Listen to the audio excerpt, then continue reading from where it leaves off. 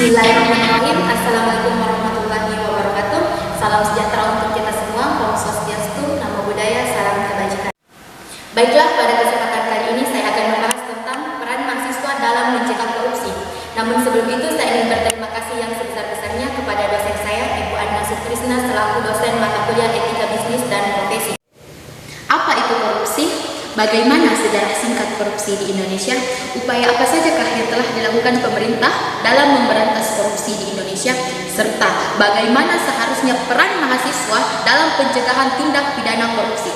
Nah, semua itu akan kita bahas dalam video berikut ini. Namun, saya ingin mengingatkan, bagi yang belum like, silahkan like, dan jangan lupa juga untuk subscribe. Apa itu korupsi?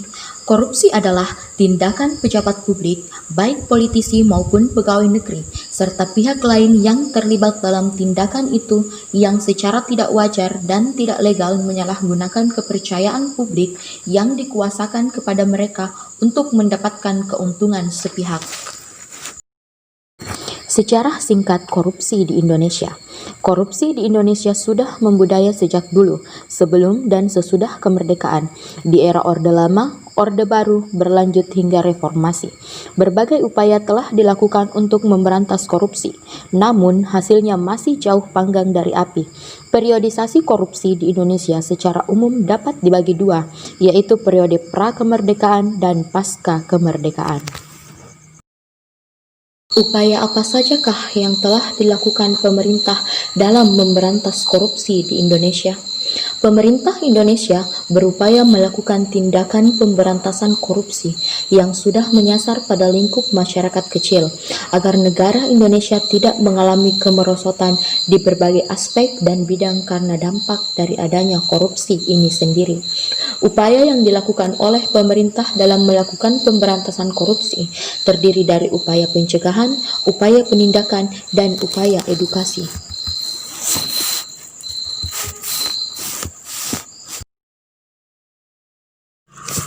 Yang pertama yaitu upaya pencegahan.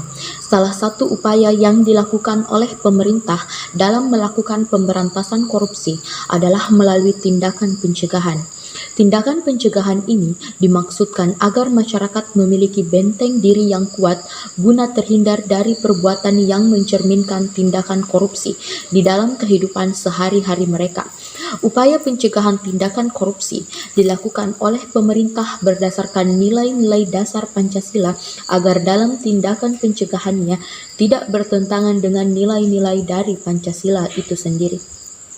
Adapun tindakan pencegahan yang dilakukan oleh pemerintah dalam rangka melakukan upaya pemberantasan korupsi di wilayah negara Indonesia diantaranya yaitu penanaman semangat nasional, melakukan penerimaan pegawai secara jujur dan terbuka, himbauan kepada masyarakat, pengusahaan kesejahteraan masyarakat, serta pencatatan ulang aset.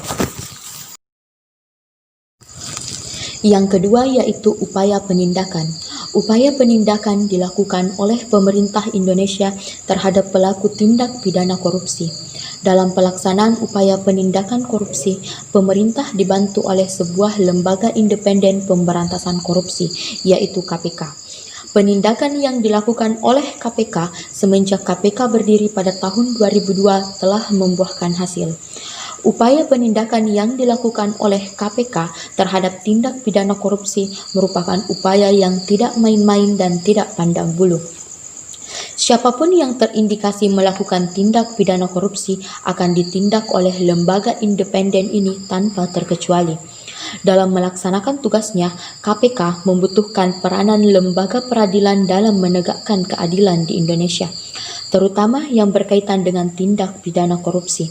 Tentunya, pelaksanaan proses peradilan dilakukan sesuai dengan mekanisme sistem peradilan di Indonesia dan berdasarkan hukum dan undang-undang yang berlaku.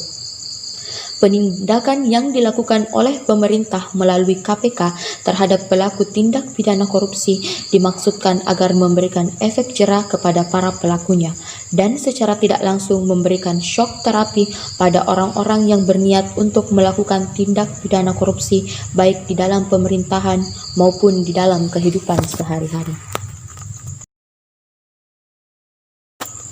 Yang ketiga yaitu upaya edukasi.